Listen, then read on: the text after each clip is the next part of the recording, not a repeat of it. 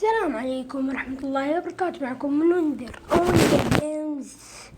رجعت لكم بفيديو جديد من لعبة مروض الحيوانات. طبعا الحلقة اللي فاتت كانت مكتوب نهاية لعبة مروض الحيوانات. طبعا هذاك ما بيكون نهاية اللعبة لسه. هذا مقطع بيكون بسيط وخفيف مرة، يعني اتوقع مدة دقيقة أو إنه أقل. بوريكم بس الحيوانات.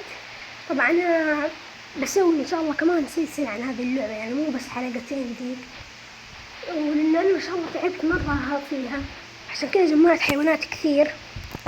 تعلمت عن اللعبة أشياء كثيرة. الحين أول شي خليني أوريكم الحيوانات. ببدأ الأثوار. عندي ثور لونه الأسود هذا اللي دائما، وجبت ثور لونه بني، وجبت ثور لونه بنفسجي اللي هو هذا. طبعا هنا مكتوب ترقية، يعني ترقية يعني يصير أفضل. والحين أوريكم بالحمار الوحشي.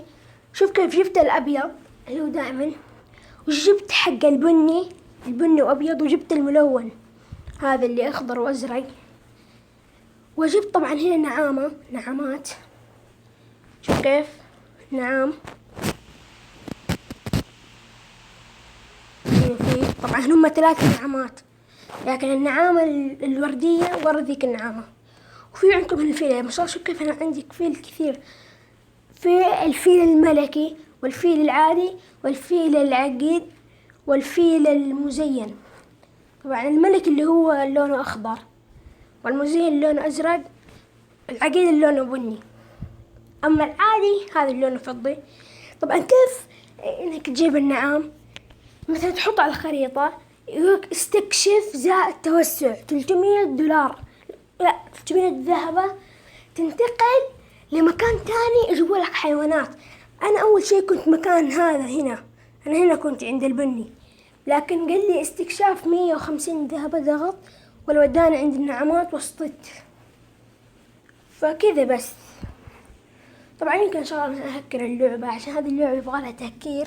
لأنه مثلا شوف كيف لو أبغى أرقي أنا مثلا عند الفيلة، شوف ترقية 300 ونص معاه بس 122 ما يكفي. طبعا تقدر تجيب زبائن لك، لكن الحين ما أقدر أجيب ليه، فيمكن أهكرها. طبعا بسوي عنها سلسلة اللعبة. كان معكم منذر جيمز، مع السلامة. كان معكم منذر جيمز، مع السلامة.